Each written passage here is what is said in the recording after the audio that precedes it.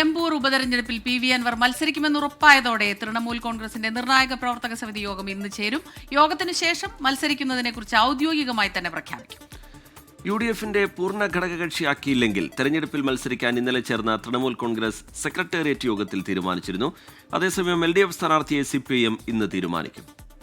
Vipin C. വിജയനാണ് ചേരുന്നത് മലപ്പുറത്ത് നിന്ന് വിവരങ്ങളുമായി. വിപിന്, ഈ കനത്ത മഴ പലയിടത്തും പെയ്യുന്നുണ്ടെങ്കിലും ഈ തണുപ്പൊന്നും തന്നെ നിലമ്പൂരേക്ക് ഏശിച്ചിട്ടില്ല. കാരണം ഓരോ ദിവസവും ഓരോ വാർത്തകളും വിവരങ്ങളും വന്നുകൊണ്ടിരിക്കുകയാണ്. ആ തെരഞ്ഞെടുപ്പിന്റെ ഒരു ചൂടേറുന്ന സമയത്താണ് ഇന്നലെ രാത്രി എത്തുന്നത് PV അൻവർ മത്സരിച്ചേക്കും എന്നുള്ള വിവരം വരുന്നത്. അപ്പോൾ ഇന്ന് രാവിലെ 9 മണിക്ക് നടക്കുന്ന യോഗത്തിൽ അത് ഈ സ്ഥാനാർത്ഥി പ്രഖ്യാപനം ഉണ്ടാകുമോ? ഒപ്പം തന്നെ ഇന്ന് CPIM LDFന്റെ സ്ഥാനാർത്ഥിയെ പ്രഖ്യാപിക്കും എന്നുള്ള വിവരവും എത്തുന്നുണ്ട്.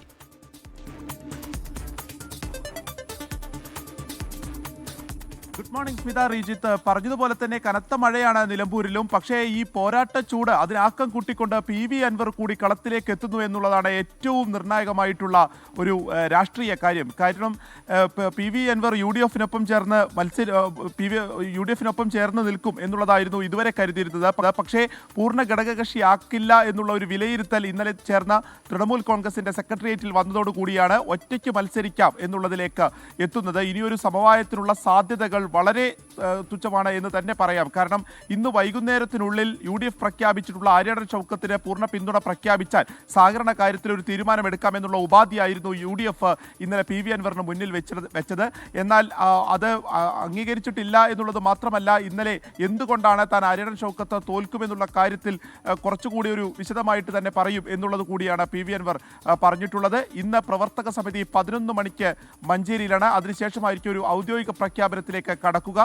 നേതാക്കളുടെ ഭാഗത്ത് അതിനിടയിൽ എന്തെങ്കിലും വലിയ രീതിയിലുള്ള ഒരു സമവായ ചർച്ചകൾ ഉണ്ടായാൽ മാത്രമായിരിക്കും ഈ തീരുമാനത്തിന് ചെറുതായെങ്കിലും ഒരു മാറ്റം വരികയുള്ളൂ.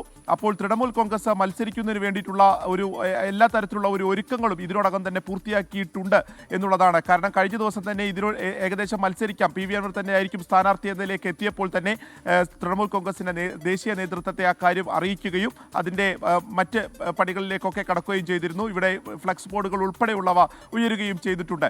CPMനെ സംബന്ധിച്ച് ഈ UDFൽ എന്താണ് നടക്കുന്നത് എന്നുള്ളത് നിരീക്ഷിച്ചു വരിക തന്നെയായിരുന്നു. ഇന്നിപ്പോൾ അവരുടെ സ്ഥാനാർത്ഥി വരികയാണ്. ഇന്ന് സംസ്ഥാന സെക്രട്ടേറിയറ്റ് യോഗത്തിന് ശേഷം ഉച്ചയോടുകൂടി തന്നെ അക്കാര്യത്തിൽ ആരായിരിക്കും സ്ഥാനാർത്ഥി എന്നുള്ള ആ ഒരു ആകാംക്ഷയ്ക്ക് വിരാമമാവുകയാണ്.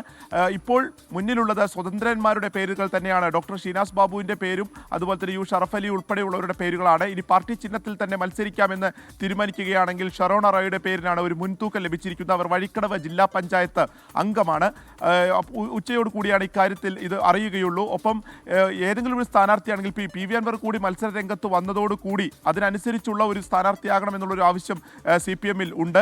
ഒരു വിജയ സാധ്യത തന്നെ മുന്നിൽ കണ്ടുകൊണ്ടുള്ള ഒരു വലിയ മത്സരം ഇനി നിലമ്പൂരിൽ നടക്കും എന്നുള്ള കാര്യം ഏറെക്കുറെ ഉറപ്പായി കഴിഞ്ഞു. ഒപ്പം തുടക്കം മുതൽ PV അൻവർ ഒരു സമ്മർദ്ദ തന്ത്രം പയറ്റുന്നുണ്ട്. അതിന് UDF വഴങ്ങിക്കൊടുക്കുന്നില്ല. അത് സ്ഥാനാർത്ഥിയെ പ്രഖ്യാപിക്കുന്ന കാര്യത്തിലാണെങ്കിലും പിന്നീട് നടന്ന ചർച്ചകളുടെ കാര്യത്തിലാണെങ്കിലും ഇപ്പോൾ ഏറ്റവും ഒടുവിൽ സ്വീകരിച്ചിരിക്കുന്ന നിലപാടിന്റെ കാര്യത്തിലാണെങ്കിലും അൻവറിന് ഒരു തരത്തിലും UDF നേതൃത്വം വഴങ്ങിക്കൊടുക്കുന്നില്ല. ഒറ്റയ്ക്ക് കളത്തിലേക്ക് ഇറങ്ങുക എന്നുള്ളത് രാഷ്ട്രീയമായി ഗുണം ചെയ്യില്ല എന്നുള്ള വിലയിരുത്തൽ PV അൻവറിനുമുണ്ട്. ഇന്ന് 7 മണി എന്ന് പറയുന്ന സമയം പ്രധാനമാണ്. അതിനു മുമ്പ് എന്തെങ്കിലും ഒരു സമവായത്തിനുള്ള സാധ്യത നിലനിൽക്കുന്നുണ്ടോ? ഏതെങ്കിലും തരത്തിലൊരു സമവായം രൂപപ്പെടാനുള്ള അന്തരീക്ഷം നിലനിൽക്കുന്നുണ്ടോ വിപിൻ C. വിജയൻ? ഇന്നലെ PK കുഞ്ഞാലിക്കുട്ടി PV അൻവറുമായി സംസാരിച്ചിരുന്നു. വെച്ചിട്ടുള്ള ഏക ഉപാധി എന്ന് പറയുന്നത് ആര്യാടൻ ഷൗക്കത്തിനെ അംഗീകരിക്കുക, പൂർണ്ണ പിന്തുണ പ്രഖ്യാപിക്കുക, അതിൻ്റെ തൊട്ടടുത്ത നിമിഷം തന്നെ ഒരു അസോസിയേറ്റ് അംഗം എന്നുള്ള ഒരു പദവി നൽകിക്കൊണ്ടുള്ള ഒരു പ്രഖ്യാപനം UDFന്റെ ഭാഗത്തു നിന്ന് ഉണ്ടാകും. ഇത്തരത്തിലുള്ള സമവായ ചർച്ചകളാണ് അതിൽ നടന്നത്.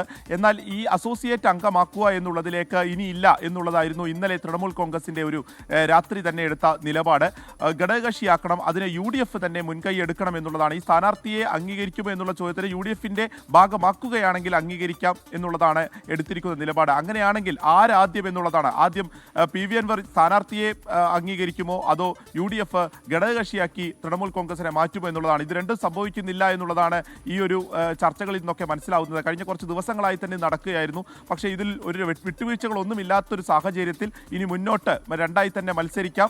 PV അൻവർ അത് ഒരു വിജയ സാധ്യത ഉണ്ട് എന്നുള്ളത് തന്നെ കണക്കാക്കിക്കൊണ്ടുള്ളൊരു മുന്നോട്ട് പോകാനാണ്. ഒപ്പം തന്നെ തൃണമൂൽ കോൺഗ്രസിന്റെ ദേശീയ നേതാക്കളെ ഇവിടെ എത്തിക്കുന്നതിനുള്ള ഒരു പട്ടിക കൈമാറിയിട്ടടക്കം ഉണ്ട് എന്നുള്ളതാണ്. അതിനൊപ്പം തന്നെ ഇന്ന് 9 മണിക്ക് ഇതെല്ലാം വിശദീകരിക്കുന്നതിന് വേണ്ടി പി.വി. അൻവർ വീട്ടിൽ ഒരു വാർത്താ സമ്മേളനം വിളിച്ചിട്ടുണ്ട്.